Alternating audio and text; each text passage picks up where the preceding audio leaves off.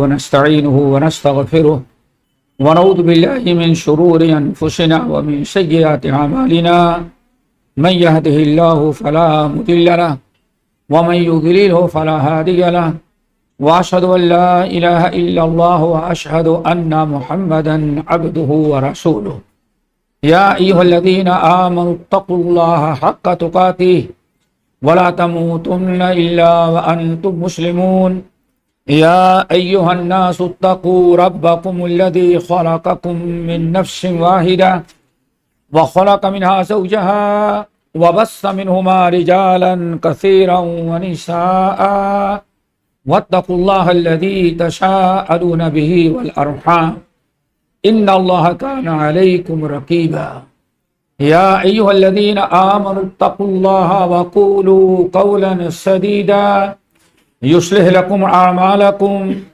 ويغفر لكم ذنوبكم ومن يطع الله ورسوله فقد فاز فوزا عظيما أما بعد فإن خير الحديث كتاب الله وخير الهدي هدي محمد صلى الله عليه وسلم وشر الأمور محدثاتها وكل محدثة بدعة وكل بدعة ضلالة وكل ضلالة في النار فأعوذ بالله السميع العليم من الشيطان الرجيم بسم الله الرحمن الرحيم كذلك نقص من أنباء ما قد سبق وقد آتيناك من لدنا ذکر۔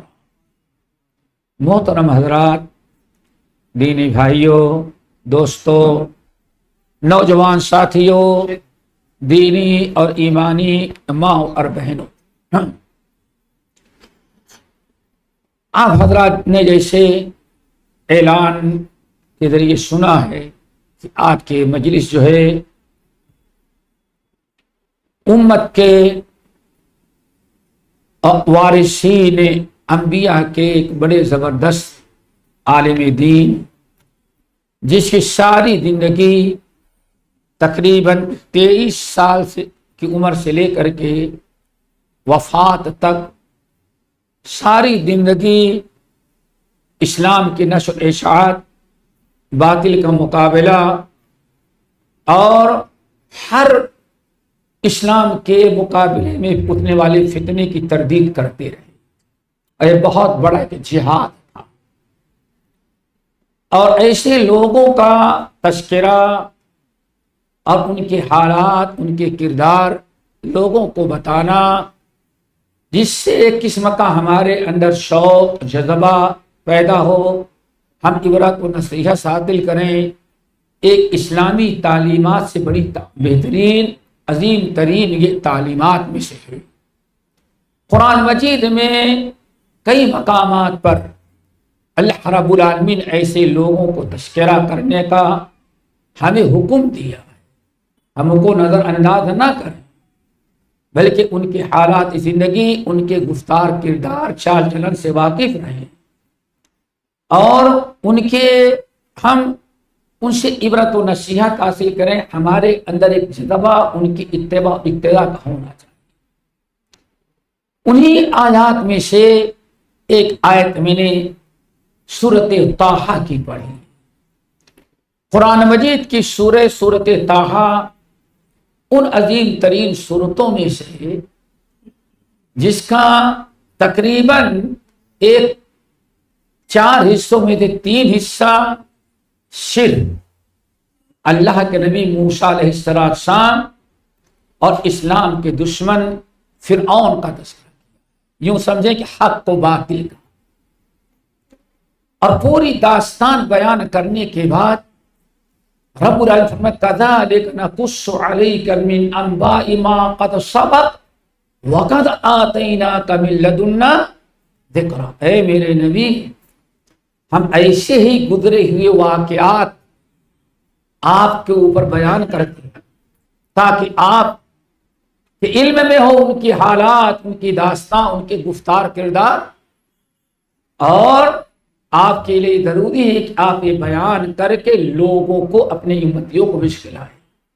سورہ یوسف علیہ السلام، سورہ یوسف کا مطالعہ کریں جس میں صرف ایک نبی کا قصہ ہے، تقریباً آخر کی چند آیات چھوڑ کر کے پوری صورت میں اللہ تعالیٰ نے بس یہی کہیں ایک نبی کا اور یہ دے کر کے صرف ایک عورت کا تذکرہ۔ سوچا آپ نے کہ ایک نبی ہونے والے نوجوان اور ان کے پیچھے پڑنے حرام کاری کرنے کے لیے دعوت دینے ایک عورت، پورا قصہ اسی پر مبنی ہے۔ پوری داستان بیان کرنے کے بعد اللہ رب العالمین فرمایا وَقَدْ كَانَ فِي قَصَصِهِمْ عِبْرَةٌ لِأُولِي الْأَلْبَابِ۔ یہ جو واقعات ہم نے بیان کیے، ان کے واقعات میں یوسف میں، اس فتنہ پرور عورت زلیخا میں، صبر کرنے والے باپ یعقوب، ظلم کرنے والے بھائی، اور اللہ کے نبی یوسف نے کس طرح سے اپنے ظالم بھائیوں کو معاف کیا، درگزر کیا، یہ سب بڑی عبرت و نصیحت کی چیزیں ہیں۔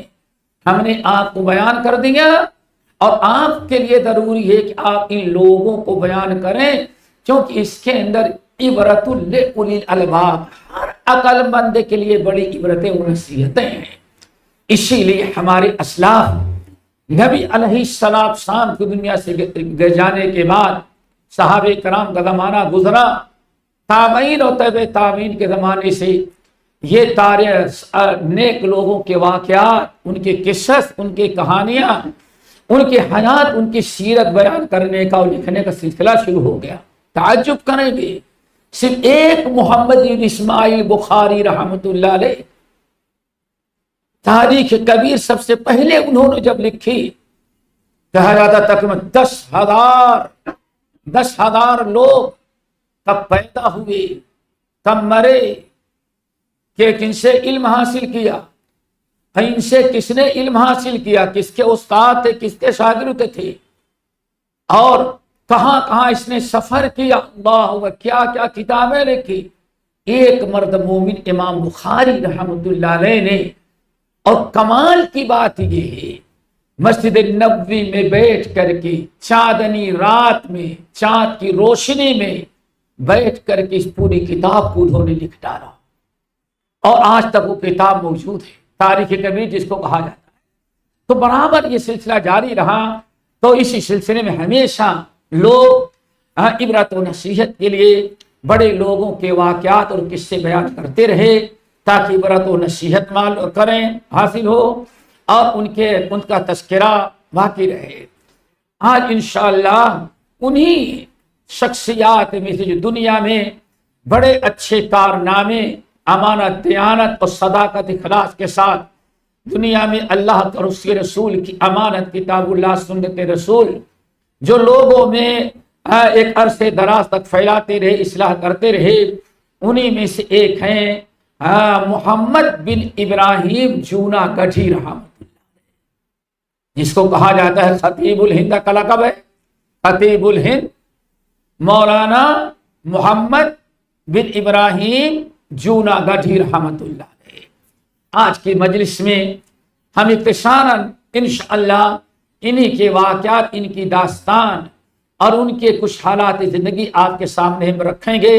دعا کرو اللہ تعالی ہم سب کو عمل کی توفیق نصیب فرمائے، اور ان کے ذکر خیر سے ہمیں عبرت و نصیحت حاصل کرنے والا بنائے۔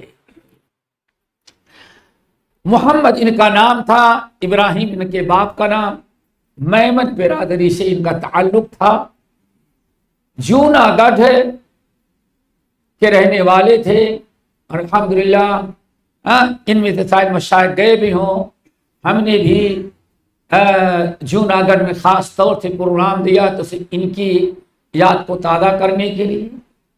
ان کے پرانے گھر گئے، حویلی میں گئے، اور ان کی مسجد میں الحمدللہ خطاب بھی کیا، صرف ان کی محبت، ان کا ایک ذکر خیر اور ان سے عبرت و نصیحت حاصل کرنے کے لیے۔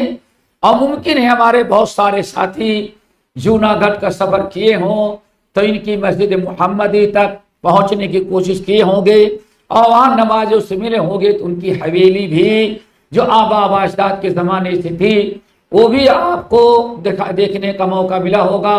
اللہ تعالی ہم سب کو سیرو فی الارض کے مطابق ایسے جگہوں پر پہنچنے، ان سے عبرت و نصیحت حاصل کرنے اور معلومات حاصل کرنے کی توفیق نصیب فرمائے۔ دوستو، ان کے باپ کا نام ابراہیم تھا۔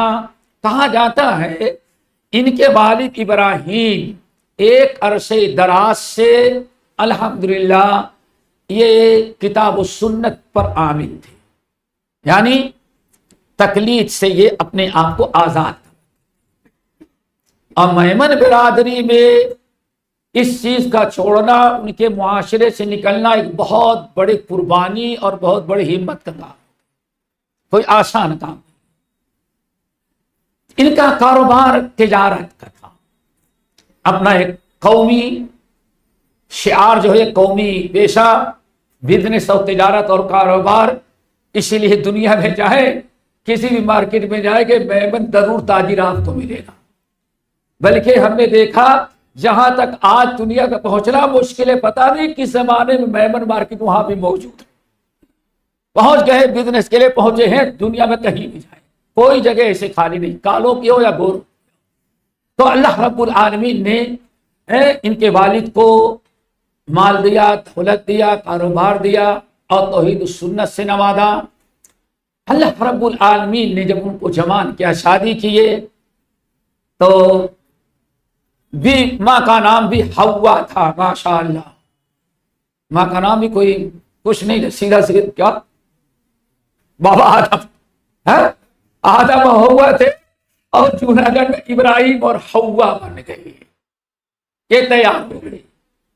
انہی کے بطن سے، اسی جوڑے سے اللہ تعالیٰ نے محمد بن ابراہیم رحمت اللہ علیہ کو پیدا کیا۔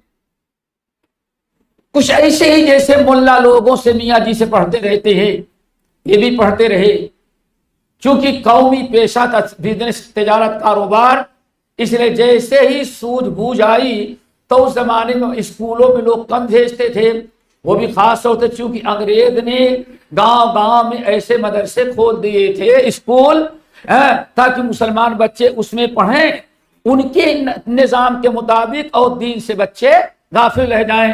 جیسے کہ کسی نے کہا گلا تو گھوٹ دیا اہل کالج نے تنا، کہاں سے آئے صدائے لا الہ الا اللہ، یہ حالت تھی۔ تو کچھ پڑھے اور فوراً ایک دکان لگا کھول کر کے دے دی، بیٹے تم اپنا بزنس کرو، کاروبار کرو، اپنا قومی اور برادری آبائی پیشہ شروع کر دیا۔ لیکن اس اسنا میں جب بزنس اور کاروبار شروع کیا تو ذرا کچھ پڑھے لکھے ایک ملا تھے، یا نیم ملا، نیم عالم، مولانا عبداللہ، مولوی عبداللہ کہا جاتا تھا۔ مولوی عبداللہ سے ان کی ملاقات ہوئی، اور جوناگڑھ ہی کے اسی محلے کے رہنے والے تھے۔ ان سے ذرا کچھ قرآن وغیرہ پڑھ کر کے کچھ اسلامیات، دینیات، جیسے ہمارے ہاں ہوتا ہے چاروں کلمہ یاد کر لو، اور کیا کہتے ہو وضو کے فرائض، نماز کے فرائض، اتنا سب یاد کر لو، یاد کراتے رہتے تھے۔ لیکن جو بڑی عبرت کی چیز ہے دوستو یہ کہ مولانا محمد صاحب جوناگڑھی رحمت اللہ علیہ کہتے ہیں ہمارا کوئی علم حاصل کرنے کا شوق نہیں تھا، باپ مجھے پڑھانا نہیں چاہتا تھا، اس لیے فوراً اس نے ہمیں دکان کھول کر کے دے دی اور اپنے کاروبار میں لگ گیا، اور ادھر شادی کر کے اور جکڑ دیا تھا کہ بیٹا کہیں اور جا نہ سکیں۔ لیکن مولوی عبداللہ کے پاس جب بیٹھتے تو پڑھاتے کم تھے، لیکن دلی کے علماء اور مدرسوں کا تذکرہ زیادہ کرتے تھے۔ یہ بڑی اہم چیز ہے دوستو، یہیں سے بچوں کے اندر جذبہ پیدا ہوتا ہے۔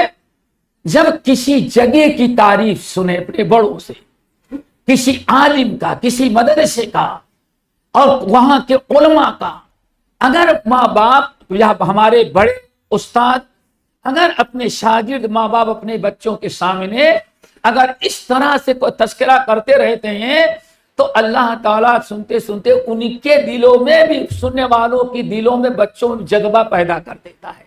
غالباً اسی لیے ہم نے کبھی بتایا ہوگا، شاید کوئی لوگوں نے سنا ہوگا کہ امام ابو داؤد رحمت اللہ علیہ کا بیٹا جو ان کا نائب بنا عبداللہ، اپنے بیٹے عبداللہ کو جیسے وہ دودھ چھوڑا، چند 4-5 سال کا ہوا، چلنے لگا، جو بچے جیسے چھوٹے بچے ہاتھ پکڑ کے اس کو بھی اپنے ساتھ سفر میں لے کے چلے جاتے. خود اللہ کے بندے ابو داؤد رحمت اللہ علیہ پیدل چلتے تھے، مشق بھر کر کے پانی بھر کر کے، چونکہ پانی کی بڑی قلت رہتی تھی، کہیں بھی پانی کی ضرورت پڑ جائے تو پیٹھ پر رکھ لیتے تھے، کتابوں کا کٹھر سر پر، اور چھوٹے بچے کیسے ہاتھ پکڑ لیتے اور پکڑ کر کے چلے جا رہے ہیں گھسیٹ. بچہ چلتے چلتے تھک جاتا، کہیں رک جاتا بیچارہ. کچھ لوگوں نے دیکھا کہ ابو داؤد کو کیا ہو گئے، اتنے چھوٹے سے بچے کو ہاتھ پکڑ گھسیٹتے جاتے تھے. رحم آ گیا کہ آخر اس بچے میں کیوں اتنا ظلم کرتے ہو. ٹوکا حضرت اس بچے کو اس کے ماں کے پاس چھوڑ دیتے. چھوٹا سا بچہ ہے، ماں کے پاس رہتا، کھاتا پیتا، ماں کا لاد اور پیار پاتا.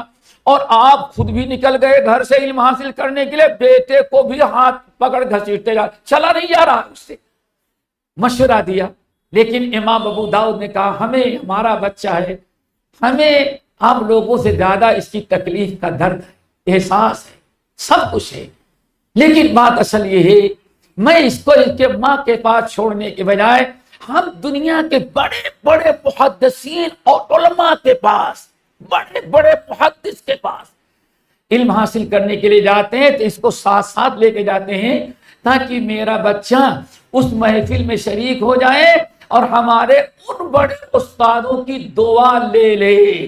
کہیں ایسا نہ ہو کہ اس کے بڑے ہونے کا انتظار کریں اور یہ ہمارے بڑے بڑے محدثین دنیا سے چلے جائیں تو ہمارا بچہ ان کی صحبت سے محروم رہ جائے. اب وہی چیز تھی، وہی بیٹا امام ابو داؤد کو وارث میں نا عبداللہ ابن عبداللہ، وہی ان کا وارث بنا. اللہ اکبر. اور جس کے نام پر کنیت اس وارث نہ بن سکا. تو دوستو ہم یہ بتانا چاہتے ہیں کہ ہمیشہ اتنی بڑی شخصیت جس کا ہم تذکرہ کر رہے ہیں، اس کے اندر علم حاصل کرنے کا، عالم بننے کا، اس دنیا میں وارث سے نبی بننے کا شوق و جذبہ کیسے پیدا ہوا؟ ایک اچھے استاد. دعا کرو ایسے ہی استاد ہم سب کو نصیب کر دے. یہاں تو آنا ہے اور جانا ہے، یہاں استاد کا بڑا کردار ہوتا ہے. کہتے ہیں ہم کو پڑھاتے اور پڑھاتے پڑھاتے دلی کی اتنی تعریف کرتے، وہاں علماء کی اتنی تعریف کرتے، وہاں علم کی اتنی تعریف کرتے. کہتے ہیں اتنا علماء کے پاس بیٹھنے آنے جانے اور دلی کے اہل علم کی اتنی تعریف کیا کہ میرے دل میں علم حاصل کرنے کا جذبہ اور الفت محبت کائنات کی ساری چیزوں کی محبت پر غالب آ گئی. یہیں سے کہتے ہیں مجھے بھی عالم بننے کا شوق ہوا. یہ ہے فقصص القصص. نبی واقعات بیان کریں، ایک قصے بیان کریں نیک لوگوں کے، تاکہ ان کو بھی عبرت و نصیحت حاصل ہو. ذرا سوچیں، بزنس سے کاروبار ہے اور وہ کاروبار نہیں، شادی بھی کر دیا، شادی بھی کر دیا، شادی کر دی گئی. بیوی امینہ نام کی ملی، اللہ نے بیٹا بھی دیا. ابھی چند ہی مہینے کے بیٹا تھا، وفات پا گئی. اب بڑا جھٹکا لگ گیا، بڑا سخت جھٹکا لگا. پھر الحمدللہ دوبارہ بیوی کو پھر امید ہوئی، دوبارہ بچہ پیدا ہوا، اور پیدا ہوتے ہی ماں بھی مر گئی اور بچہ بھی. غم بغم، غم پر غم آ گیا. اب بہت ہی پریشان ہو گئے. ایک طرف پریشانی، لیکن وہ ان پریشانیوں سے پہلے جو اپنے استاد محترم سے علم کی اور علماء کی دلی کی محبت دل میں پیوست کر چکے تھے، ان تمام چیزوں پر محبت غالب رہی. آخر میں ان کے اندر سوچا اس غم کو دور کرنے کا ایک ہی راستہ ہے کہ دلی چلے. باپ سے کہا کہ حضرت میں علم حاصل کرنے کے لیے دلی جانا چاہتا ہوں. باپ ابراہیم بھڑک اٹھا، کاروبار بند ہو جائے گا، یہ ہو دنیا بھر کی باتیں، خاموش رہے. پھر کچھ دنوں کے بعد جذبہ ابھرا کہ ہمیں عالم بننا ہے، دلی جائیں. پھر روک دے کہ کئی بار ایسے ایسے معاملات آتے رہے. آخر میں ایک دن بہت ضد کیا تو باپ نے کہا ٹھیک ہے جو مرضی ہو کرو، اگر تم پڑھنے کے لیے گئے تو ہم خرچہ نہیں دیں گے، نہ آنے جانے کے کرایہ دیں گے، بھوکے مر جاؤ دلی میں لیکن ایک پیسہ نہیں بھیجو گے تمہارے لیے. لیکن علم کا شوق و جذبہ اللہ کو کچھ اور منظور تھا. انہوں نے سب کچھ منظور کر لیا، دکان بیچ ڈالی، پیسہ لیا جو تھوڑا سے ملا اور لے کر کے بڑی مشقتوں کا سفر طے کرتے ہوئے علم حاصل کرنے کی غرض سے پورے 23 سال کی عمر گزر چکی تھی، دلی پہنچ گئے. دلی پہنچ جانے کے بعد دوڑ دھوپ کیے. سب سے پہلے جو مدرسہ ملا مدرسہ امینیہ. امینیہ یہ دلی کے بڑے مدارس میں تھے. اور یہ بھی یاد رکھنا اس مدرسے کے سارے کرتا دھرتا اس وقت کے مفتی اعظم کو کہا جاتا ہے. بر صغیر یعنی پاکستان، بنگلہ دیش، ہند، سارے پورے ایریے کے لوگوں نے متفقہ طور پر انگریز حکومت میں اپنا ایک مفتی اعظم چنا تھا. وہ تھے مفتی کفایت اللہ صاحب رحمت اللہ علیہ. دیوبندی مذہب سے تعلق تھا، مدرسے کے ذمہ دار تھے، پڑھاوے بھی تھے، دیکھ ریکھ بھی کرتے تھے، وہی صدر مدرس بھی تھے. اسی مدرسے میں مولانا محمد صاحب جوناگڑھی رحمۃ اللہ نے داخلہ لے لیا. کچھ دن پڑھتے رہے، داخلہ ہو گیا. لیکن بعد میں اساتذہ کو پتہ چلا ہے تو غیر مقلد ہے. مشکل یہاں آئی. بڑی محبت تھی، بڑی دور دراز سے آیا ہے، لیکن جب پتہ چلا کہ وہ وہابی ہے، غیر مقلد، آپ اتنی ہی نفرت کیسے نکالیں، کیا کریں. غیر مقلد آ گیا. اب ایک مچھلی پورے تالاب کے یہ رہا تو بڑی مشکلات. ہم کو کبھی ٹینشن نہیں ہوتا کہ ہمارا کوئی حنفی پڑھنے کے لیے ہے تو خوش ہوتے ہیں، ہمارے مسجد میں آئے تو ہم خوش ہوتے ہیں انشاءاللہ وہ بھی بن جائے گا، ہمیں یہ خوشی ہوتی ہے. لیکن جن کے پاس کوئی دلائل نہیں وہ گھبرا جاتے ہیں کہ ابھی آ گیا کہیں ایسا نہ ہو. اس لیے جب میں دارالعلوم میں گیا تو داخلہ تو لیا ہمارا، اور داخلہ فارم پر لکھ دیا کہ بچہ بہت ذہین ہے، شریف ہے،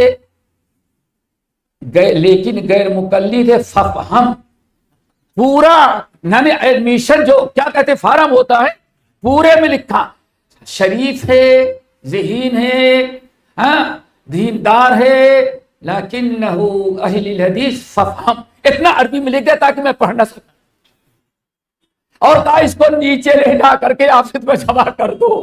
آئے ناظم صاحب کو پکڑا تو پڑھا، کہا اس میں تو یہ لکھا ہے اہل حدیث ہو. میں نے کہا الحمدللہ اہل حدیث ہے، اہل حدیث ہے. کہا پھر ایسے رہیں گے؟ میں کہا انشاءاللہ ایسے ہی رہوں گا، ایسے اہل حدیث بن کر کے رہوں گا، الحمدللہ اہل حدیث بن کے رہوں گا، نماز پڑھوں گا. تو سوچے کہا کوئی بات نہیں، لے لیا. ظہر کی نماز پڑھی تو ہم لوگ گھبراتے نہیں. کوئی اور آ جائے تو ہمیں خوشی ہوتی ہے، اور ہم وہاں جائیں تو جب تک وہ نہ بھگائے ہم بھاگتے بھی نہیں. تیزی ہے، جب تک خود نہ بھگائے ہم بھاگتے نہیں، ہم ڈٹے رہے. الحمدللہ پہلے ہی دن ظہر کی نماز پڑھی، سری نماز تھی، ظہر کی نماز پڑھی. یہ سب کے لیے عبرت و نصیحت کی چیز ہے، کبھی ہمیں چھپنے کی ضرورت نہیں ہے. اچھا نماز پڑھی، بائیں طرف ایک بندہ کھڑا ہوا، بائیں طرف لمبی تھے سب. سلام پھیرتے ہی بائیں طرف والا کہتا ہے تم کہاں سے آیا؟ اب سمجھ رہے ہوگا تم کہاں سے آیا، کیوں آیا، تو ایسا نماز پڑھے گا؟ میں نے کہا ہم فلاں جگہ آئے ہیں. کہا یہاں کسی دوست سے ملنے آئی ہے. سمجھ جاؤ مل گیا. یہاں آئی ہو, میں نے کہا کہ بھائی آیا ہوں. کہا کہ ایسے نماز پڑھے گا؟ ہاں ایسے نماز پڑھوں گا. میں کہا ٹھیک ہے الحمدللہ. یہ تھے بنگال کے علاقے کے. الحمدللہ. اب وہ دیکھتا ہے کہ ظہر میں کہاں کھڑا ہو رہا ہے, یہ عصر میں کہاں کھڑا ہو رہا ہے. دوسرے میں پھر آیا, پھر مغرب میں آیا, تو آمین بولی. تو دوسرے دن سے وہ بھی کہتا میں بھی اہل حدیث ہوں. میں بھی اہل حدیث ہوں. اب ایک نہ شد دو شد. تو میں نے کہا تو اس سب پہ کنارے کھڑا ہو, میں کھڑا ہوں گا. الحمدللہ بکری تک 25 چھپے ہوئے اہل حدیث کھل کر کے آ گئے. یہ میرے بھائی وہ ڈر گئے. محمد بن ابراہیم جوناگڈھی 3 سالہ نوجوان, ابھی بلوغ المرام بھی نہیں پڑھا, لیکن باپ استاد اچھا ملا, استاد اچھا ملا تھا عبداللہ. بہرحال جوناگڈھی رحمت اللہ علیہ نے ایک داخلہ مل گیا, پڑھنے لگے. شک تو پڑ گیا تھا لوگوں کو غیر مقلد اہل حدیث سے. ایک دن ذرا زور سے آمین بولی, لوگوں نے سن لیا. پہلے تو گزرا دبے لفظوں میں, اور اب للکار کر کے آمین بول دیا. سلام پھیرنے کے بعد ایک مدرس سے لے کر کے مفتی اعظم تک شکایت گئی. آخرکار دوسرے دن کلاس میں داخل ہونے سے منع کر دیا گیا کہ آپ چلے جائے, چونکہ آپ اہل حدیث ہیں. یہاں اہل حدیثوں کا داخلہ اگر اس طرح سے نماز پڑھیں گے تو آپ کو ہم نہیں داخل کریں گے. مولانا محمد صاحب جوناگڈھی رحمت اللہ علیہ کو سب سے بڑا جھٹکا لگا.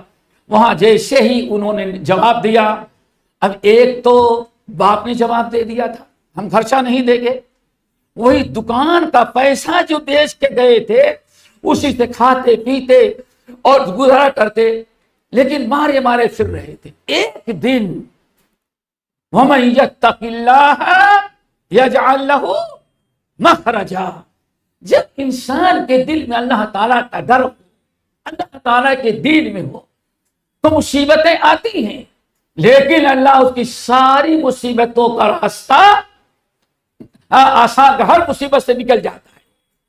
ایک دن مغرب کی نماز تھی, دن بھر یہاں پھرتے وہاں پھرتے, کیا کریں کہاں جائیں, اب گھر بھی نہیں جا سکتے, پیسہ ختم ہو رہا ہے, اور یہاں مدرسے سے جواب مل گیا, کہاں جا کے پڑھوں, اور دلی دیکھا بھی نہیں تھا بیچارے, کہاں اہل حدیث مدرسہ ہے, کہاں کون ہے, کہاں مسجد ہے.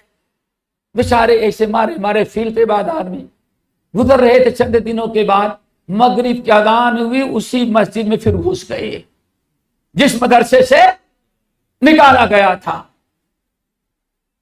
آمین تو زور سے بولے, اب تو نکال ہی دیا, اب کیوں, جو ہونا تو ہو چکا ہے. کہا آمین, تو پتا چلا اس کنارے سے اور آواز آ رہی ہے. اب وہ بیچارہ بولنے والا سو تو میں اکیلا ہی آمین بولنے والا, اور یہ سوچتے ہیں, لیکن ان کی آواز سنا, کہتا ہے نہیں کہاں سے دوسرا پیدا ہو گیا.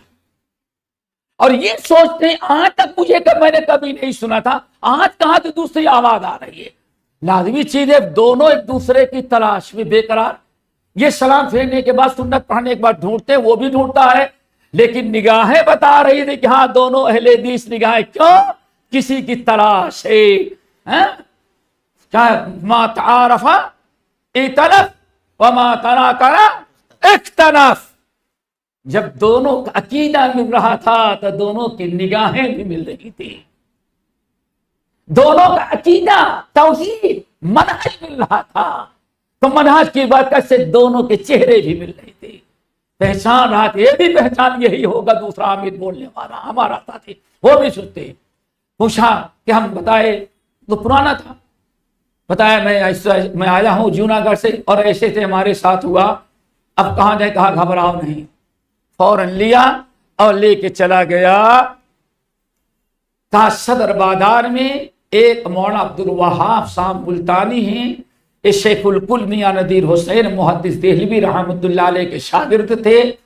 کہا کہ وہاں جاؤ, لے گیا اور وہاں صدری صاحب سے ملاقات کر کے بات کیا, اور وہیں انہوں نے مولانا محمد صاحب جوناگڈھی کے رہنے کا اور پڑھنے کا انتظام ہو گیا۔ اب شیخ الکل میاں نذیر حسین محدث دہلوی کے شاگرد مولانا عبد الوہاب صدری ملتان کے رہنے والے تھے، جو دلی میں آ کر کے آباد ہو گئے تھے، انہوں نے مدرسہ دار السنہ کھول رکھا تھا۔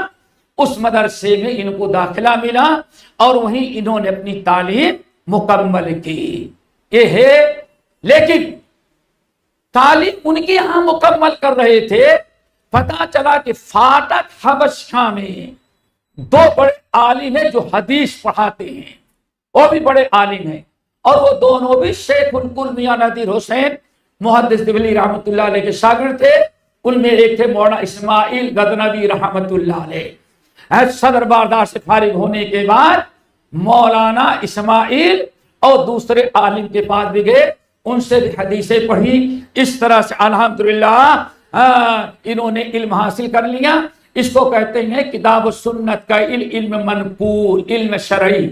لیکن اس زمانے میں ہمارے بر صغیر کے ماحول کے مطابق دوستو، عالم بننے کے ساتھ ساتھ فلسفی بننا بھی ضروری رہتا تھا۔ فلسفی بننا بھی ضروری، منطقی بننا بھی ضروری ہوتا تھا۔ اب یہ سوچتے تھے مناظروں کا دور ہے، ہمیں منطق بھی چاہیے، فلسفہ بھی چاہیے، تو ایک مولانا محمد اسحاق منطقی سے مشہور تھے، ان سے مل ملا کر کے منطق اور فلسفے کا بھی علم حاصل کر کے علوم عقلیہ اور علوم نقلیہ سے جب فارغ ہو گئے تو الحمدللہ انہوں نے اب اپنے پڑھنے کے بعد کہ عالم وہ ہے جو اپنے علم سے لوگوں کو فائدہ پہنچائے، اب انہوں نے دین کی خدمت کرنے کا ارادہ کیا اور اس کے لیے مختلف شکلیں اختیار کی۔ نمبر ایک میرے بھائیوں، سب سے پہلے تو انہوں نے اجمیری گیٹ، دلی اجمیری گیٹ پر، اگر آپ ایسے جائیں گے گیٹ کی طرف تو غالباً رائٹ ہینڈ اوپر ایک مسجد تھی، بڑی پرانی بڑی تاریخی مسجد ہے، اور جب جائیں تو ضرور اس کو دیکھیں۔ اسی اجمیری گیٹ مسجد اہل حدیث میں یہ داخل ہوئے اور وہاں لوگوں سے مل کر کے وہاں امامت اور خطابت کرتے، خود خطابت، اور وہاں انہوں نے کئی کام کیا۔ غور سے سنیں، نمبر ایک، دعا کرو عالم وہی ہے جو اپنے علم سے لوگوں کو فائدہ پہنچائے۔ اب میدان عمل میں خطیب الہند کیسے بنے، علامہ کیسے بنے، وقت امام کیسے بنے، اور پوری دنیا میں کتاب و سنت کا چرچا کیسے ان کی برکت سے ہوا، اب یہاں سے ابتدا ہوتی ہے۔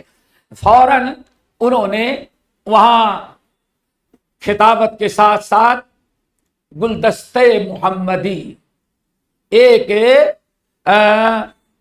ہفتہ واری پرچہ نکالا کہ 15 روزہ ماہانہ پرچہ نکالا، نام کیا رکھا؟ گلدستہ محمدی۔ یہاں ایک بڑی عجیب سی چیز ہے، دنیا میں دو آدمی بڑے عجیب نظر آئے، ایک ہارون رشید، کون؟ خلیفہ ہارون رشید، اس کو جتنے بیٹے دیتے سب کے نام پر محمد رکھتا تھا، معلوم نہیں معلوم، کہتے ہیں اللہ کے رسول کی محبت، جتنے بیٹے پیدا ہوئے ہر بیٹے کا نام آگے کچھ لگاتا، امین لگاتا، مامون لگاتا، موت سب کچھ لگاتا، لیکن محمد کے ساتھ۔ اور دوسرے مولانا محمد صاحب جونا گڑھی رحمۃ اللہ علیہ نے اتباع سنت کا، حب رسول کا اتنا جذبہ، الحمدللہ دنیا میں جو کام بھی کیا انہوں نے اس کے ساتھ محمدی لگایا۔ کیا لگایا؟ گلدستے محمدی۔ پرچہ بھی جاری کیا تو محمدی، گلدستے محمدی چل رہا تھا، پرچہ بڑا کامیاب ہوا۔ آگے چل کر کے اسی کو اخبار محمدی بنایا اور 15 روزہ کر دیا، ماشاءاللہ کیا پوچھنا، اور اس کے ذریعے بڑی تبلیغ جاری رکھی۔ پھر اسی میں مدرسہ محمدیہ قائم کیا، نام بھی مدرسے کا مدرسہ، اب پڑھاتے بھی تھے، وہیں تصنیف و تعلیم بھی کرتے رہتے، پرچہ بھی نکالتے اور یہیں سے ان کے عروج کا راستہ ہموار ہو گیا ایک عرصے تک۔ انہی ایام میں جب جوناگڑھی رحمت اللہ علیہ خطبہ دیتے تو دور دور سے لوگ خطبہ سننے کے لیے آتے۔ پرچہ بڑا کامیاب تھا، 15 روزہ، اس کے اندر بہت ساری معلومات ہوتی، کچھ سیاسی گفتگو ہوتی، باقی دینی سنت کتاب شیخ و بدعت، اور ہر فتنہ جو پیدا ہوتا، ہر فتنے کا رد بھی ہوتا، اس میں بڑا مقبول ہوا، بڑی شہرت ہوئی، دور دور سے لوگ خطبہ سننے کے لیے آنے لگے، مردوں کی طرح عورتیں بھی آنے لگی۔ لیکن ایک بڑی مشکلات آئی کہ جب انہوں نے شادی کیا تو شادی کے ساتھ بازو ہی کی بلڈنگ میں ایک کرائے کے مکان پر بھی بچوں بھی رہتے تھے، کام اپنا چل رہا تھا، مدرسہ بھی قائم کیا، مدرسہ محمدیہ، اخبار محمدی سب چل رہا تھا الحمدللہ۔ اتفاقاً ایک دن چوری ہو گئی ان کے گھر میں، سارا مال اسباب لے کے گئے، دل بڑا ٹوٹ گیا۔ اب دوسرا مکان بنانے کی فکر لاحق ہوئی تو ایک عرصے کے بعد جب مکان دوبارہ دلی میں دوسری جگہ ہندواڑہ میں بنا لیا تو باقاعدہ وہاں اس کو ختم ہو گیا۔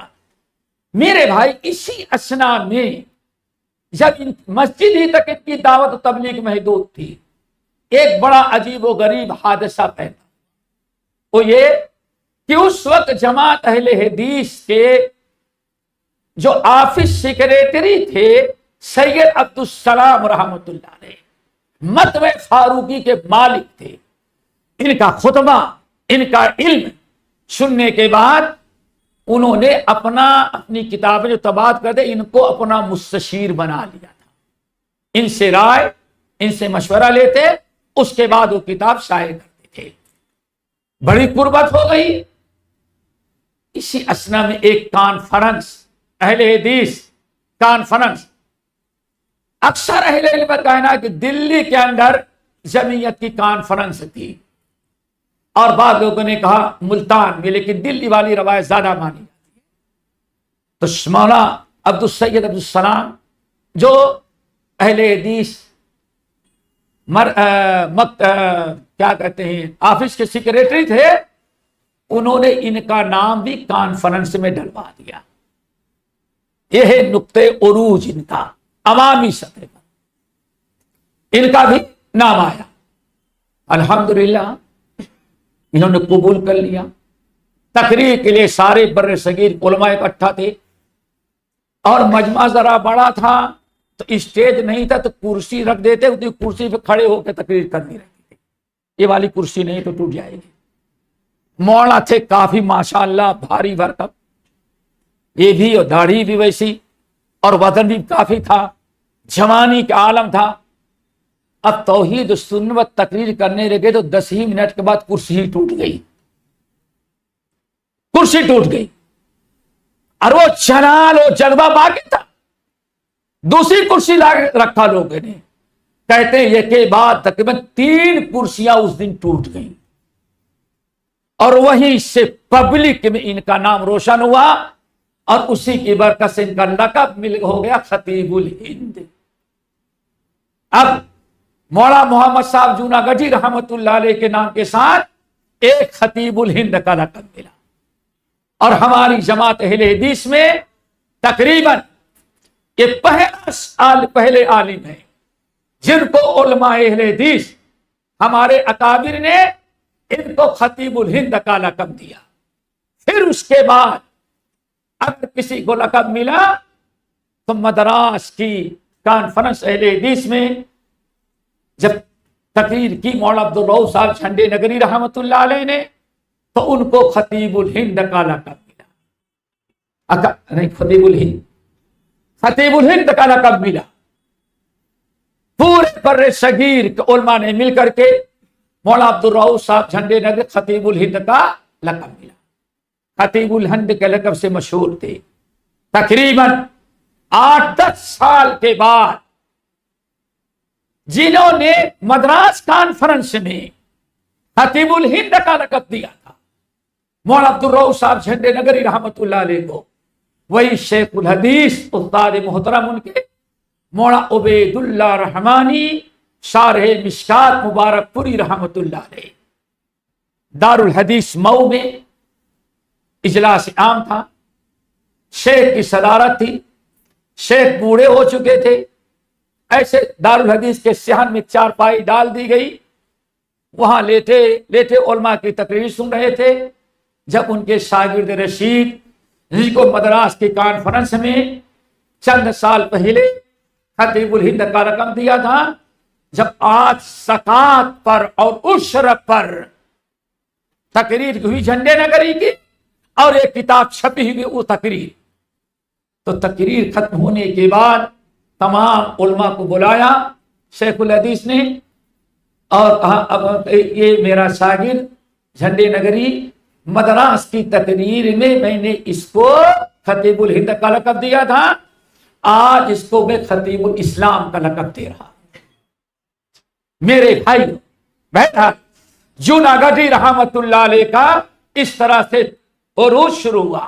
اب اس کے بعد پورے بر صغیر میں جہاں بھی کانفرنس ہو سب سے پہلے مولانا محمد صاحب جوناگڑھی رحمت اللہ علیہ کو دعوت دی جائے. میرے بھائیو اس طرح سے برابر ان کا سلسلہ چل رہا تھا. انہی ایام میں جب وہ مسجد محمدی میں اجمیری گیٹ پر تھے تو ایک اور بڑا کام شروع کیا، تصنیفی خدمات. یہ تصنیفی خدمات یہ بھی بڑی اہم ہے میرے بھائیوں کو بھی سنتے. جوناگڑھی رحمت اللہ علیہ کو اللہ تعالیٰ نے بڑا ایک تصنیف و تالیف کا بھی ایک بہترین صلاحیت دی تھی. تقریباً کہا جاتا ہے ان کے داماد جو لکھتے ہیں کم سے کم 150 کتابیں لکھی. کتنی؟ 150 کتابیں لکھی اور ہر کتاب کے ساتھ محمدی لگایا. تفسیر محمدی، دین محمدی، نکاح محمدی، طلاق محمدی، زکات محمدی، حج محمدی، جتنی کتابیں لکھی سب کے آگے انہوں نے محمدی لگایا. اور بڑی عجیب سی بات ہے، کہتے ہیں اسی مسجد کے چٹائی پر بیٹھ کر کے اسی محمد اجمیری گیٹ بیٹھ کر کے اتنی کتابیں انہوں نے تصنیف کی. اور ان کی وفات کے بعد یہ بھی بتا دیں، ان کے وفات کے بعد جب مدرسہ بند ہو گیا ایک عرصے دراز کے بعد تقریباً 1953 اور 54 کے تک وہ مسجد بالکل صرف نماز کے لیے رہ گئی. یہ خیر و برکت کی چیز ختم ہو گئی. لیکن جوناگڑھی رحمت اللہ علیہ نے اس مسجد میں جو دعوت کا، تبلیغ کا، تصنیف کا، تعلیف کا ساری چیزوں کو جو ایک مرکز بنا رکھا تھا، اس اخلاص کے اللہ نے بڑی قدر کی.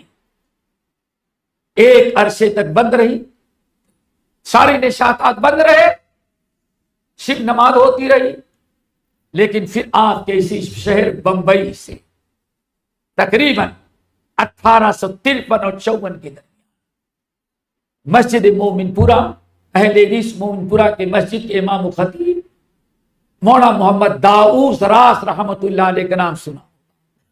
وہ یہاں سے استعفیٰ دے کے گئے اور دوبارہ اس مسجد میں پھر وہی سلسلہ شروع کیا جو مولانا جوناگڑھی نے شروع کیا تھا. اور اسی جگہ بیٹھ کر کے بخاری کی شرح لکھی گئی. کس کی؟ آج داؤد رات کی شرح جو ہے یہاں سے جانے کے بعد اس مسجد میں بیٹھ کر کے تقریباً وفات تک اس مسجد میں بیٹھ کر کے فتاوی، نور الایمان برشا، بخاری کی شرح، خطبات نبوی، یہ ساری چیزیں اس طرح سے وہاں انجام دیتے رہے.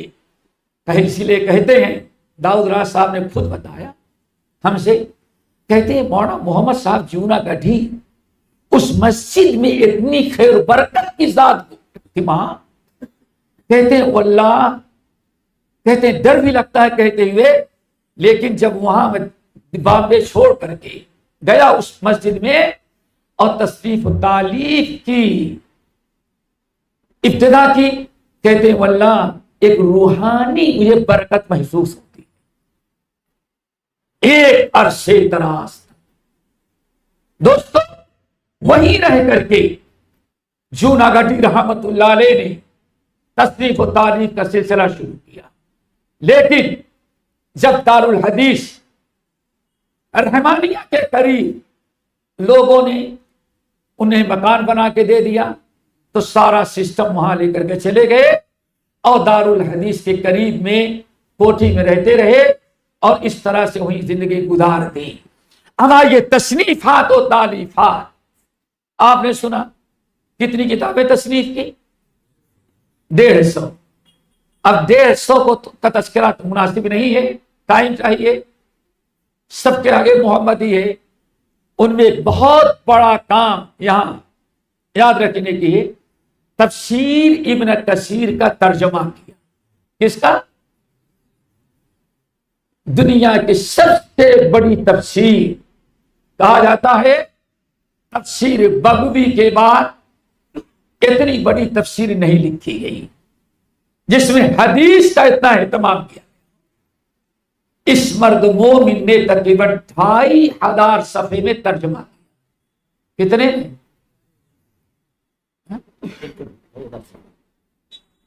یہ کس نے کیا؟ مولانا محمد صاحب جونا گڈھی رحمت اللہ اکبر.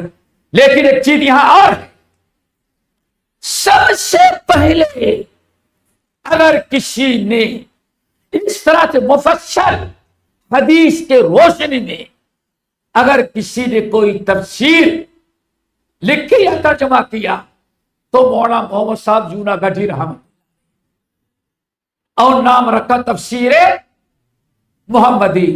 اب یہاں ایک بڑی تاریخی چیز یاد رکھیں، مولانا جونا گڈھی نے لکھا، تقسیم کیا، لوگوں نے خریدا. ان کے انتقال کے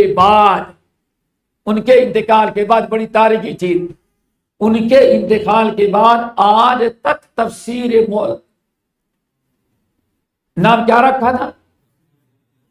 محمدی نکال کر کے اس کا نام رکھ دیا گیا تفسیر ابن کثیر. اللہ اکبر. مولانا محمد صاحب کا نام، مترجم کا نام بھی نہیں لکھا. اور یہ خیانت سب سے پہلے اس سرزمین پر جس نے کیا وہ اصح المطالب نور محمد کراچی کے رہنے والے. نام سنا ہے کبھی؟ کتنی بڑی، یہ بڑی تاریخ تھی. تفسیر محمدی نام رکھا تاکہ شناخت تھی اہل حدیث کی تفسیر ہے. محمد جونا گڈھی رحمۃ اللہ علیہ کی تفسیر ہے. لیکن اس شخص نے خیانت کیا اور محمدی نام نکالا اور مترجم نام نکالا، اپنا نام اپنے پریس کا نام ڈال کے چھپا دیا تاکہ پتہ نہ چلے کسی اہل حدیث عالم نے اتنی بڑی خدمت انجام دی. یہ دل کا کینہ، کپٹ، عناد کہ اہل حدیثوں کی کوئی اچھائی سامنے نہ ابھر کے آئے. اس شخص نے کراچی سے چھپا کر کے 2 کا خیانت کی. نمبر 1 مترجم کا نام حذف کیا، نمبر 2 محمدی ختم کر دیا. صرف مترجم تفسیر ابن کثیر. کیا؟ جب اس نے اس طرح، اور آج تک چھپ رہی ہے، جب اس طرح سے اس نے خیانت کیا، مولانا محمد صاحب جونا گڈھی کے بیٹے اس وقت ایک زندہ تھے، محمد شعیب، وہ بلوچستان میں رہتے تھے. ان کو پتا چلا، انہوں نے باقاعدہ پاکستان لاہور سے کرنے والا پرچہ الاعتصام میں احتجاج کیا کہ میرے باپ کی پراپرٹی، ہم اس کے وارث ہیں۔ من وعد اس نے تفسیر محمدی کو چھپایا، لیکن میرے باپ کا نام حذف کر دیا، محمدی حذف کیا، اور نام کیا رکھ دیا بدل کے؟ مترجم تفسیر ابن کثیر۔ کیس کا ڈر تھا، ادھر سے بھگا ڈھونڈتے ہوئے جا کر کے ان کو پیسہ ویسا دے کر کے کہا کہ ہمیں آپ تبعات کی اجازت دے دیں۔ وہ بیچارے پیسہ لیے اور تبعات کی اجازت دے دی، اور سوچتے تھے میرے باپ کا نام آئے گا، لیکن آج تک اس ادارے نے محمدی نام سے اس تفسیر کو نہیں چھپایا، امانت میں خیانت کیا ایک عرصے تک۔ لیکن اللہ جزائے خیر دے، اور اللہ تعالیٰ بامبے کی ہماری جماعت اہل حدیث کو ہمیشہ ہرا بھرا رکھے۔ یہی رہنے والے، بامبے کے رہنے والے مولا محمد صاحب جوناگڈی رحمت اللہ علیہ کے داماد بانوئی اور بھانجے عبداللہ عثمان گاندھی رحمت اللہ علیہ، اب پتہ ان کی نسل ہے کہ نہیں ہے، اللہ ان بزرگوں کی قبر کو نوروں سے بھرے۔ انہوں نے اسی شہر کے اندر آپ کے قریب میں بزم محمدی، ہم اپنے ماموں کی شناخت نہیں مٹنے دیں گے، ہمارے ماموں کی شناخت محمدی، دین محمدی، تفسیر محمدی، نکاح محمدی، ایمان محمدی۔ کسی محمدی لفظ کو غیرت تھی، دعا کرو یہ غیرت ہمارے اندر پیدا ہو جائے۔ اب تو ایسے ہو گئے کہ نہیں آمین بولیں گے تو لوگ بھڑک جاتے، اس لیے اتفاق اتحاد کو باقی رکھنا، سنت جائے تو جاتی رہے، یہ غیرت کی ضرورت ہے۔ لیڈیز عبداللہ بن عثمان گاندھی، اس کا باپ عثمان، ان لوگوں نے باقاعدہ یہاں بامبے میں آج سے تقریباً 7 سال تک بزم محمدی ایک ادارہ قائم کیا، اور سب سے پہلے تفسیر ابن کثیر کو تفسیر محمدی کے نام سے چھپایا، اور احتجاج کیا کہ ہم وارث ہیں ان کے، کہ مترجم تفسیر ابن کثیر نہیں ہے، تفسیر کیا ہے؟ تفسیر محمدی۔ اور پھر یہیں سے بڑے اچھے انداز میں چھپایا، خطبات محمدی چھپائی، اور محمدیات کا سلسلہ ایک زمانے تک شروع رکھا۔ اب نہیں بتا سکتا ان کی نسل ہے یہاں کی نہیں ہے، ان کو چاہیے اپنے آبا و اجداد اس کردار کو یاد کریں۔ بہرحال اس طرح سے تصنیف و تالیف سب سے پہلے ابن کثیر، 150 محمدیات میں جو بڑی چیزیں ہیں کتابیں، ایک دوسری اعلام الموقعین، کیا؟ ابن قیم رحمت اللہ علیہ، ابن تیم، اور دونوں ابن قیم اور ابن کثیر یہ دونوں کس کے شاگرد ہیں؟ شیخ الاسلام ابن تیمیہ رحمۃ اللہ علیہ، ذہبی انہی کے شاگرد ہیں۔ امام ابن القیم رحمت اللہ علیہ نے، اور کہا جاتا ہے بھی یاد رکھو اہل حدیثوں، لوگ کہتے ہیں کبھی کبھار اہل حدیثوں نے تمہاری فقہ کہاں ہے؟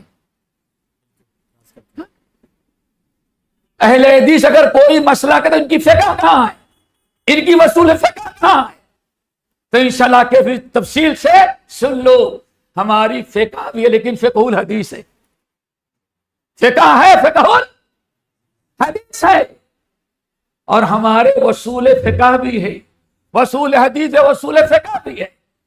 سب سے بڑی وصول فقہ کی کتاب اور وصولی اعتبار سے دین کے سمجھنے کا سب سے بڑا سرمایہ اعلام الموقعین ہے۔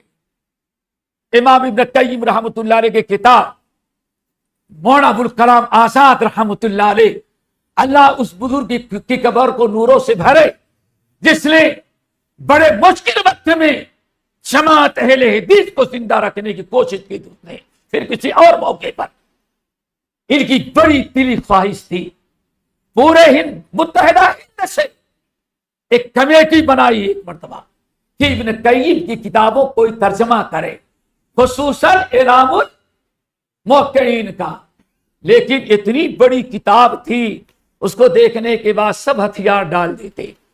کلکتہ میں کئی مرتبہ بلائی میٹنگ کرنے کے لیے، لیکن خبر نہیں تھی کہ ہاں محمد بن ابراہیم اس کا بھی ترجمہ کر ڈالا۔ بڑے فکر میں تھے، کسی نے 1 صفحہ، کسی نے 2 صفحہ، کسی نے کہا بھائی کسی اور کو ڈھونڈ لے، میرے بس کی بات۔ لیکن مولانا محمد صاحب جوناگڑھی رحمت اللہ علیہ نے تقریباً 6-7 سال میں پوری کتاب کا ترجمہ کر دیا۔ اعلام الموقعین، جب یہ کتاب چھپی اعلام الموقعین، ہاتھ بتا رہا وصول فقہ ہے کیا، اعلام الموقعین ہے کیا؟ کہا جاتا ہے، بس سلف کہتے تھے امام شیخ الاسلام ابن تیمیہ رحمۃ اللہ علیہ نے ایک بڑی اہم کتاب لکھی ہے جس کا نام ہے رفع الملام، رفع الملام عن ائمۃ الاعظام۔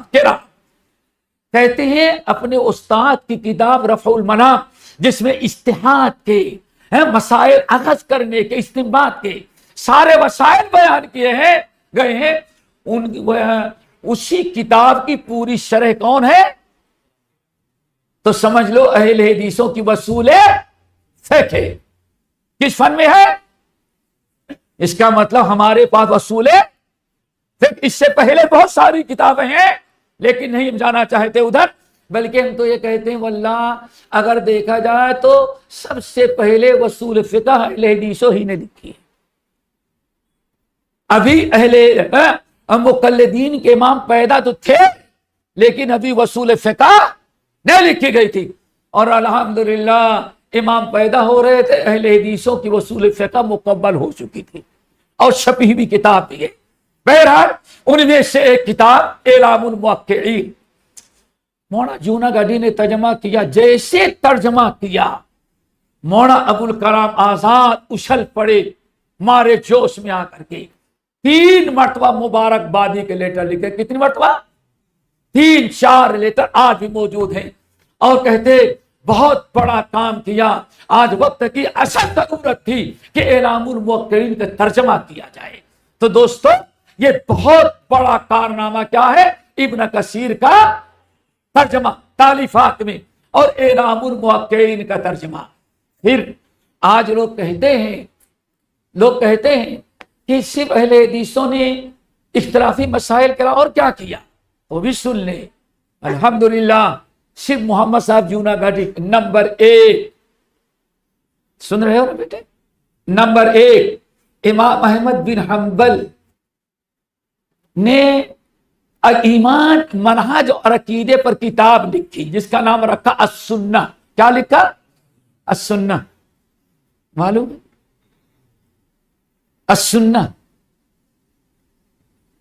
السنہ کا ترجمہ سب سے پہلے اس دنیا میں اگر کسی نے اردو میں کیا تو مولانا محمد صاحب جوناگڑھی رحمت۔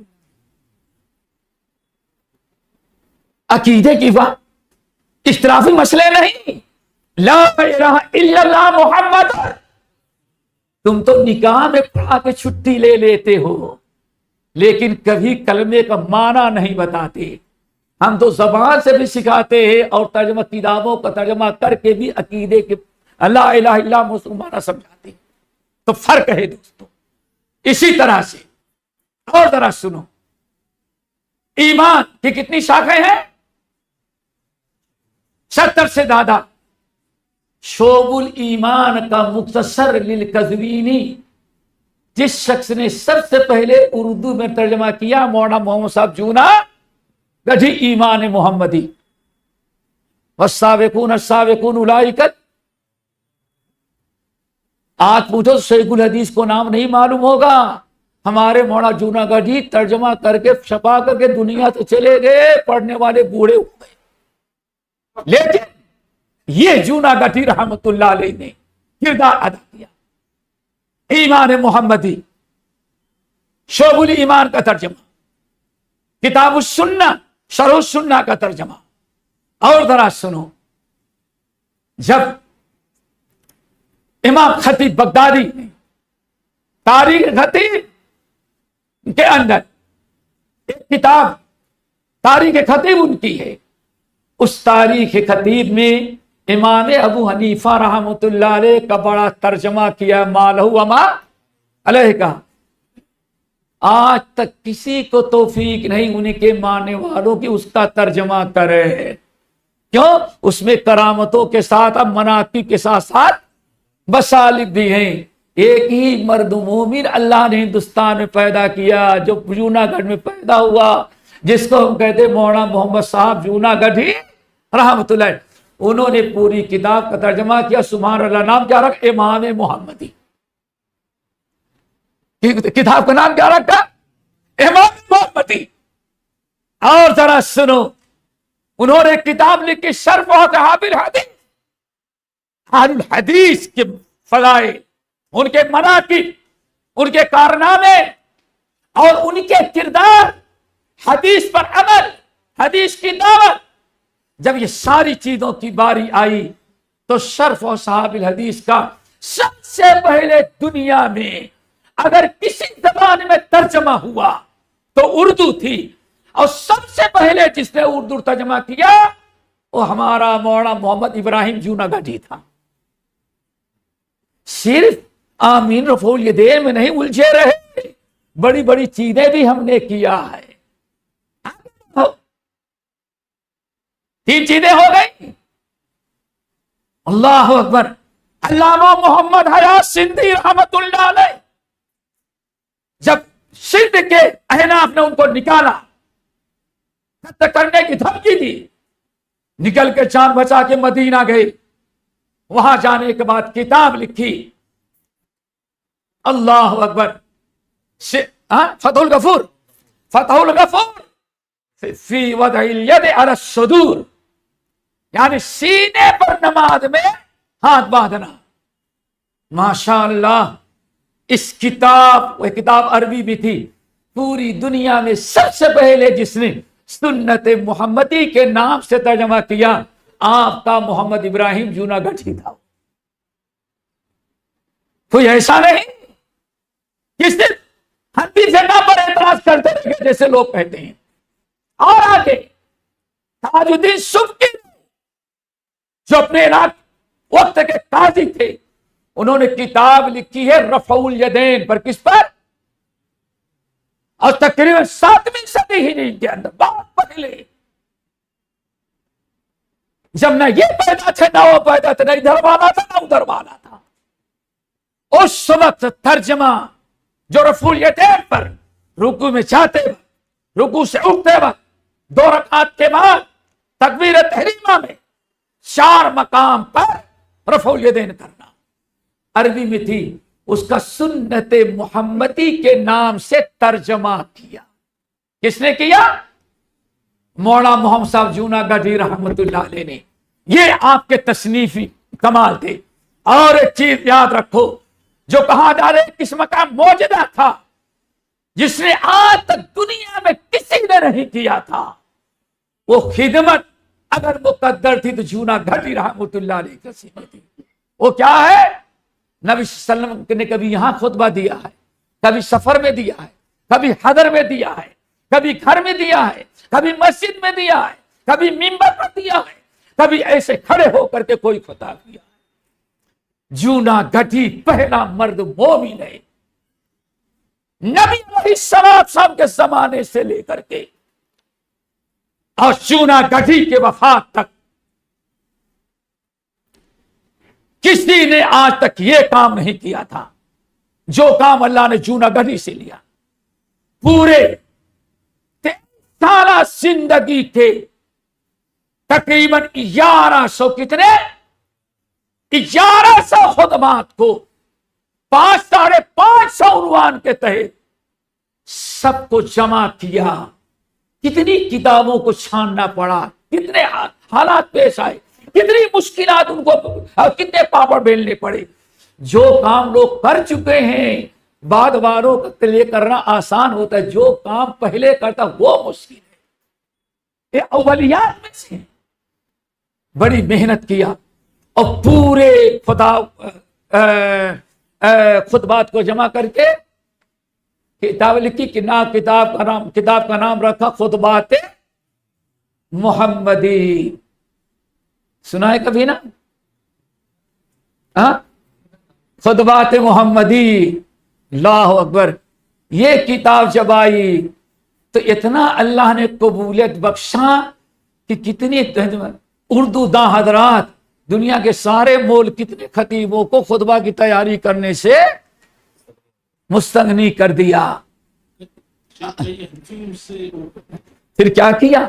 ماشاء اللہ خطبہ. اور یہاں ایک بڑی زبان بڑی پیاری ایک واقعہ اگر اجازت ہو تو شیخ بیان کر دے. خطبات محمدی متعلق ہے کہ کوئی ناراض نہ ہو بھائی. قصہ بیان کرنے میں تو ناراض نہیں ہوگے نا؟ نہیں کہیں شیخ ان کا نشانہ بناتے ہیں ان کو. یہاں آج سے تقریباً میرے مدینہ جانے کے 2 سال پہلے تقریباً سمجھو کہ 50 سال ہو گئے. کتنے؟ مہاراشٹر میں تھا ایک جگہ ہے نادیڑ کا نام سنا ہو. نادیڑ کی مسجد قمر الدین. مولانا داؤد راز صاحب جب یہاں رہتے تھے تو بڑی پابندی کے ساتھ جاتے رہے اور بڑی خدمات ان کی تھی اور بڑا کام کرتے رہے. دوستو تو نادیڑ بھی جاتے رہے کچھ اپنا چندہ وغیرہ کتابوں کی طباعت وغیرہ کے لیے. ایک قمر الدین صاحب تھے، اللہ ان کی قبر کو نوروں سے بھرے، جنہوں نے اللہ نے ان کو مال و دولت دیا تھا تو ایک بہت بڑی جگہ خرید کر کے مسجد بنائی تھی. مسجد کا نام رکھا قمر الدین. مسجد کا نام تھا قمر الدین. آج تک اسی نام سے ہے. محلہ ہتائی مٹی کا شیر مسجد قمر الدین. یہ اہل حدیث پرانی مسجد ہے، بہت پرانی. اب تو بہت بڑی بن گئی ہے بٹ اس وقت بھی. اور بہت جائیداد اور پراپرٹی اس کے لیے انہوں نے بڑی بڑی بلڈنگیں بنا کے وقف مالدار، ہندوستان کی مالدار ترین مسجدوں میں سے تھی. اور وہاں علماء کبھی رہے، بڑے بڑے علماء مولانا محمد بن سورتی رحمۃ اللہ علیہ وغیرہ بھی آئے تھے. ادھر جانب تفسیر کا موقع نہیں ہے تو بہت سارے لوگ وہاں جو علماء نہیں رہتے تھے تو وہاں کے متولی تھے عبد القیوم. کیا نام تھا بیٹے؟ عبد القیوم. وہ اسی خطبات محمدی کو پڑھ کر کے خود کہتے ہیں میں نے 5 مرتبہ ختم کیا تھا. کتنا؟ 5 مرتبہ میں نے اس منبر پر مسجد قمر الدین میں جمعے کے خطبے میں خطبات محمدی کو ختم کیا. کتنا؟ 5 مرتبہ. اب 5 مرتبہ جو پڑھے اس وقت لوگوں کو حافظہ بھی کبھی ہوتا تھا. کیوں؟ خرافات نہیں تھی، صرف اچھی چیزیں رہتی تھی. آج اس نے اتنے دماغ اس کا ہے اور سارا دماغ اس کا. آج یہ ادھر ٹرانسفر ہو گیا تو وہ ساری چیزیں یہاں سے نکل گئی. سمجھ گئے؟ حافظہ کمزور ہو گیا. سمجھات رہتے تھا. وہاں اللہ تعالیٰ بھائی قصہ ہے مراٹھواڑہ کیا کہتے ہیں؟ مراٹھواڑہ کے جماعت اسلامی کی صدر جو ہیں بڑی حکمت سے انہوں نے مسجد پر قبضہ کر لیا. مسجد پر قبضہ کر لیا اور چلتے چلتے بہانہ بتا کہ یہ ہے وہ ہے. انہوں نے نوجوانوں کی ٹیم قائم کر کے گھر پر قبضہ کر لیا اور جو مسجد کی لائبریری تھی اس کو اپنا آفس بنا لیا. اب پورے مراٹھواڑے کا صدر کہاں ہے؟ جمعیت اہل حدیث کا صدر. اب اہل حدیث علماء کو وہاں تک جانے نہیں دیتے. داؤد راز صاحب یہاں سے جاتے واپس لوٹا دیے جاتے. بہت سارے علماء گئے سب کو لوٹا دیے جاتے. بہرحال بڑی پریشانی. آخر میں ہم کو بھیجا گیا، ہم بھی گئے، قسمت آزمائی کے لیے بھیجا تو الحمدللہ 2.5 مہینے میں صفایا ہو گیا. آج پھر دوبارہ مسجد اہل حدیث سے پھر کیسے ہوا اس کو پھر کسی اور داس موقع پر تو وہاں کے متعلق خطبات محمدی پر بات چلی تھی. کہنے لگے کہ جب وہ آئے تو خطبات مودودی پڑھنے لگے. منبر پہ کیا پڑھتے تھے؟ نہیں خطبات محمدی. وہ زمانہ کیا بیکار چیز ہے یہ. نیا زمانہ نیا خطبہ ہونا چاہیے. یعنی اس لیے ماڈرن اسلام چاہیے. اسلام میں کیا چاہیے؟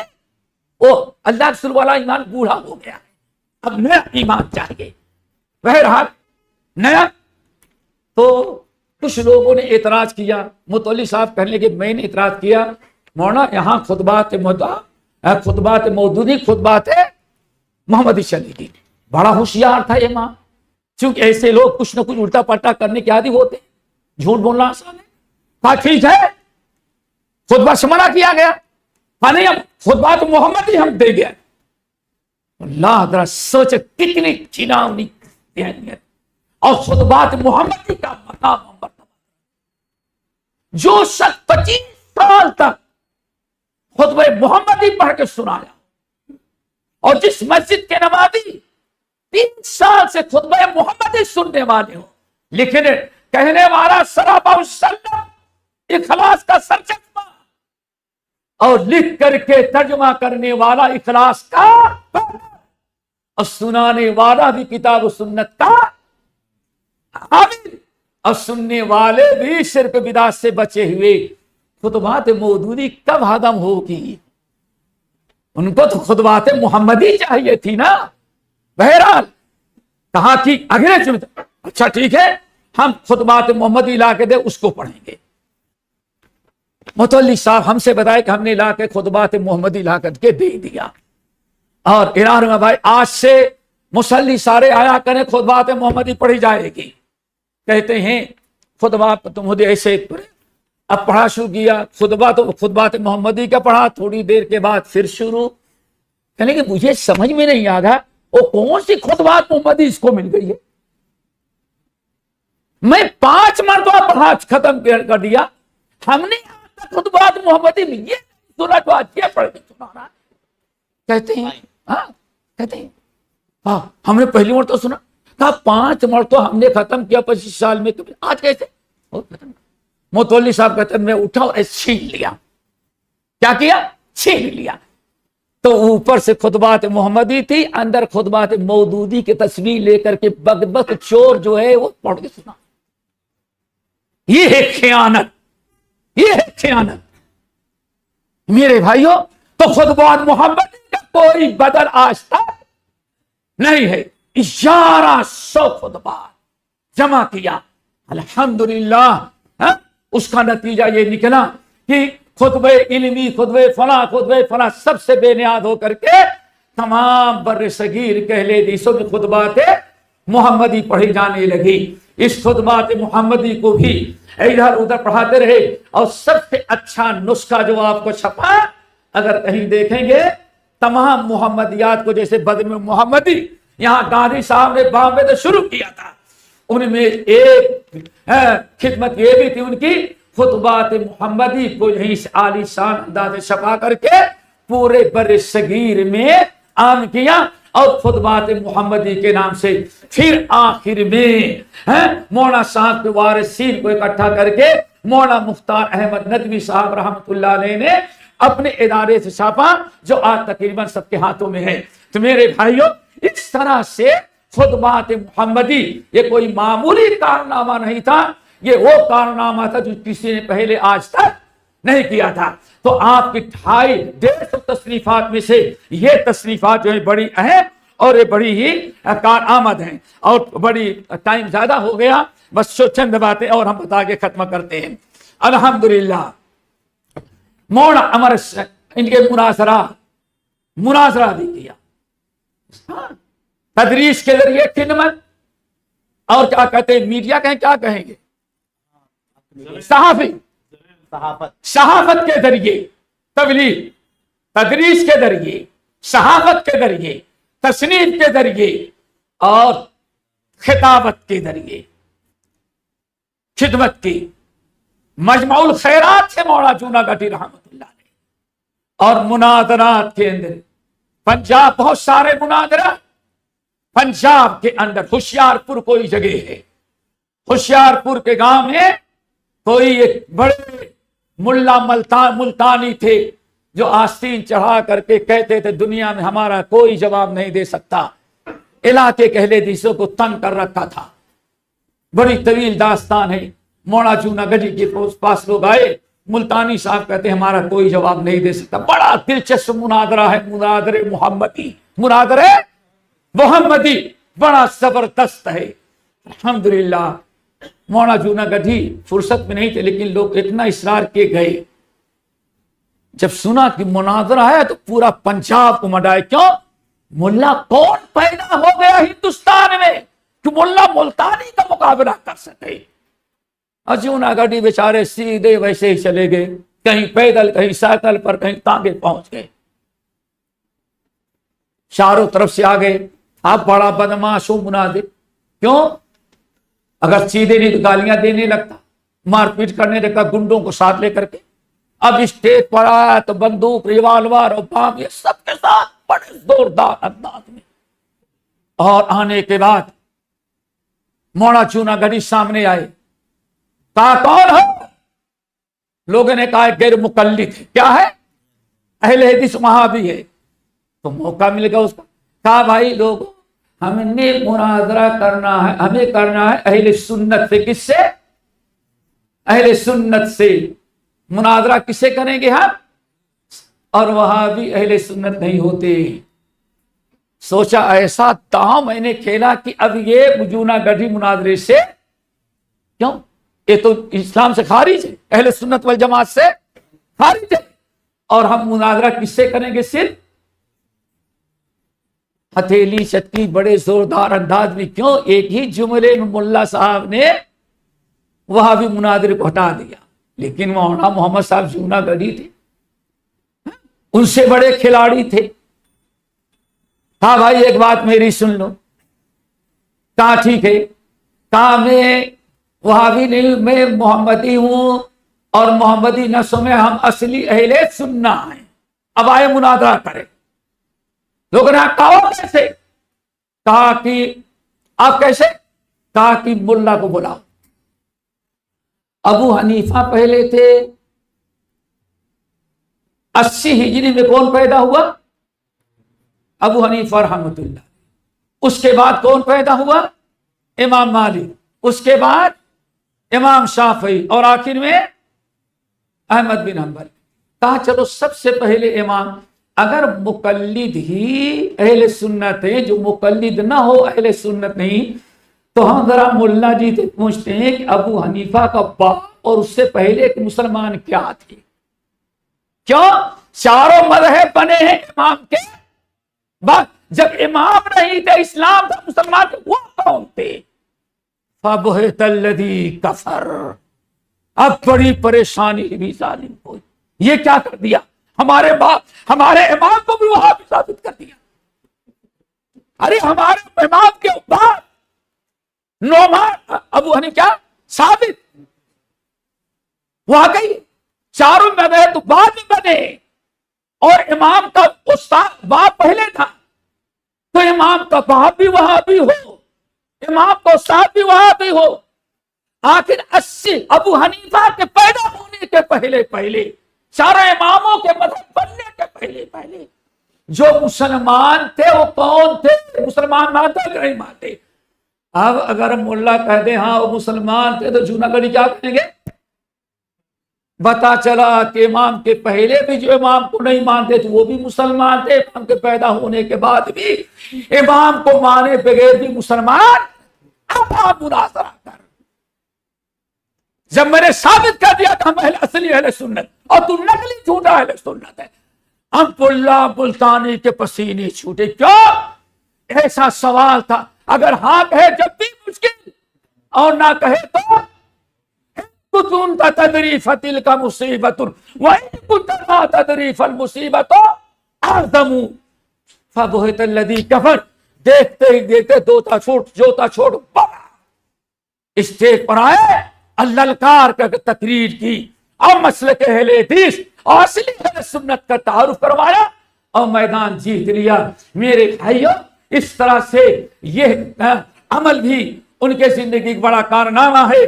और सबसे बड़ी चीज, बड़ी मुश्किलात जो आई, तो आप लोग थक भी गए होंगे, और शायद घड़ी पे वैसे कोई नहीं देख रहा है अभी, माशाल्लाह घड़ी तो नहीं देख रहा है, हाँ, लेकिन एक चीज बता के खत्म कर देते हैं। मौना तो बहुत सताया गया, जो अल्लाह ताला के राह में तकलीफ दी गई। एक तो सुना, मदरसे से निकाला गया। एक 3 हादसे बड़े अहम आए, जिसकी बिना पर मौलाना ऐसी मुसीबत में मुब्तला कर दिए गए कि अल्लाह ताला उन मुसीबतों से सबको महफूज रखे। लेकिन इतनी मुसीबत के बावजूद भी हमारे खतीबुल हिंद डटे रहे, पांव में कोई लफ्जिश नहीं। گردن کٹ جائے، دنیا چھن جائے، لیکن باطل سے سمجھوتا نہیں کر سکتا۔ ہوا یہ 3 واقعے بیان کیے جاتے۔ نمبر 1، مولانا کا جب زبردست خطاب ہوتا توحید و سنت پر، تو خطاب سے متاثر ہو کر کے دلی کی ایک بہت بڑا خاندان قبیلہ کا سب کے سب مسلمان، ایک ہی مرتبہ میں پورا خاندان اہل حدیث بن گیا۔ مسلمان پہلے تھے، سب کے سب اہل حدیث ہو گئے۔ جب اہل حدیث ہو گئے تو ان کو دوبارہ اہل حدیثیت سے پھیرنے کے لیے دلی کے سارے علماء پہنچے اور دوبارہ پھرنا چاہے، لیکن کامیاب نہیں ہوئے۔ آخر میں مفتی اعظم کفایت اللہ رحمت اللہ علیہ کو لایا گیا، جو سب سے بڑے مفتی تھی، ان کو لایا گیا۔ انہوں نے ہفتہ اشرا محنت کی، لیکن کوئی اس میں سے پلٹنے کے لیے تیار نہیں۔ کیوں؟ ذالک بشاشۃ الایمان، جب صحیح ایمان و عقیدہ کسی کے دل میں گھس جائے، رگوں پے میں آ جائے، تو جان تو دے دیتا ہے لیکن ایمان کا سودا نہیں کر سکتا۔ جو کچھ چاہیں آپ کر لیں، بائیکاٹ کریں، سب کچھ کریں، لیکن اب یہ مسلک ہم چھوڑنے کے لیے تیار نہیں۔ جونا گھٹی جو کہتا ہے وہی ہم مانتے ہیں۔ تنگ آ گئے، اب بہانہ ڈھونڈے کہ کسی بھی صورت سے جونا گٹھی کو ختم کیا جائے۔ ایک بڑا حادثہ یہ پیش آیا، یاد ہے نا؟ نمبر 2، در محمدی ایک کتاب لکھی۔ کیا لکھی؟ در محمدی، جس میں فقہ کے کچھ ایسے مسائل نقل کیے جو بہرحال فقہ میں لکھے نہیں جانا چاہیے تھے، اور کہا یہ دیکھ لیں آپ کی فقہ میں یہ ہے۔ اب جواب دینے کے بجائے ایک بڑی چڑ پیدا ہو گئی، ہمارے مذہب کو اس نے بہت برا بھلا کہا۔ ایک حادثہ، تیسرا حادثہ اس سے بھی خطرناک، کلکتہ سے مشرق کی طرف جائے، مشرق سے جنوب کی طرف، تو ایک ٹیٹا گڑھ، ٹٹلا گڑھ ہے، وہاں آج بھی پرانی جماعت ہے، وہاں کچھ اہل حدیث سے بلایا، جورا گڈی نے تقریر کر دی کتاب و سنت پر، اور یہ تقریباً 1929 کی بات ہے۔ کتنے؟ 1929 سمجھے نا؟ 29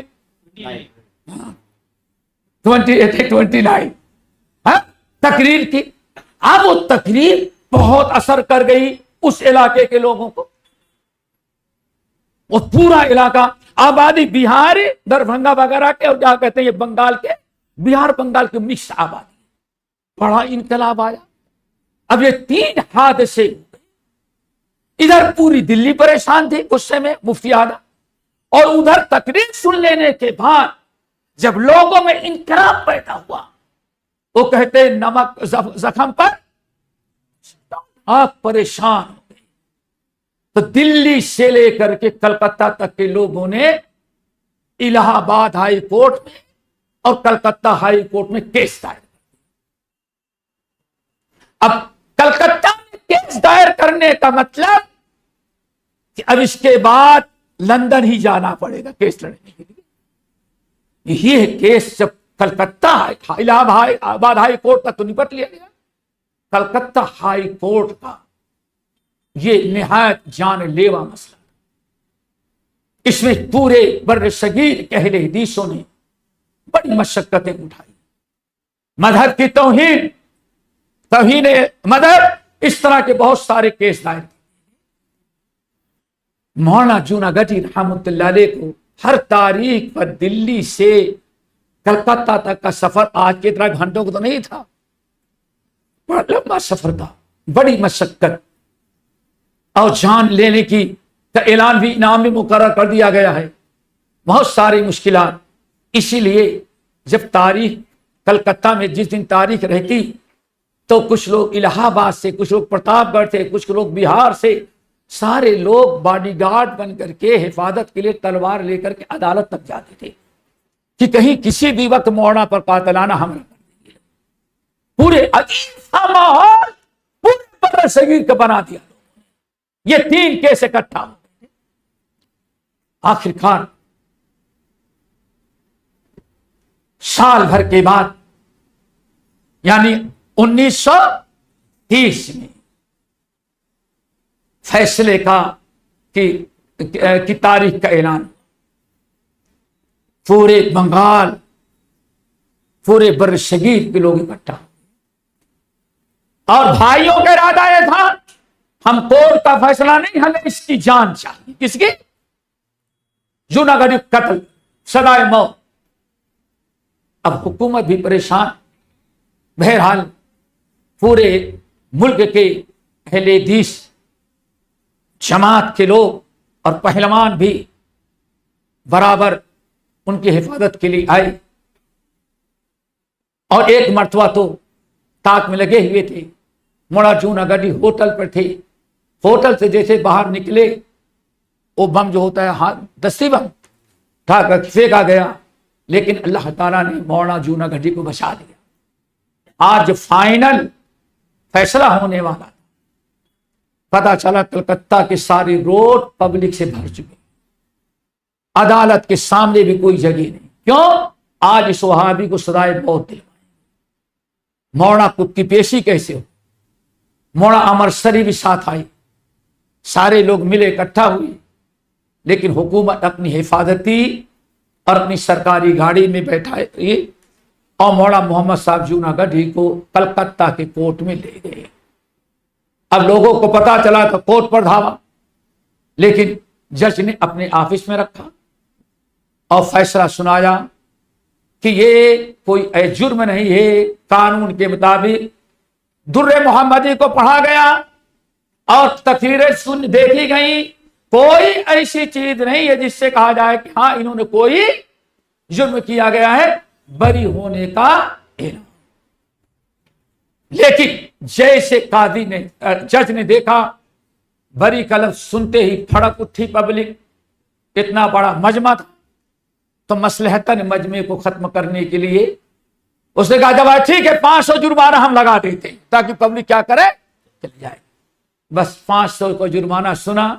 یہ کہ دیگرے نکلے لوگ واپس گئے اور موڑا محمد صاحب جوناگڑھی رحمۃ اللہ علیہ بخیر و خوبی الحمدللہ ولد کر کے آئے. لیکن کہا کہ ابھی ہم دربھنگا میں تقریر کریں گے تب جائیں گے, تاکہ ثابت کر دیں ابھی ڈرا ہے اور دبا نہیں ہے. مولانا ثناء اللہ امر سے میں بھی تیرے ساتھ چلتا ہوں.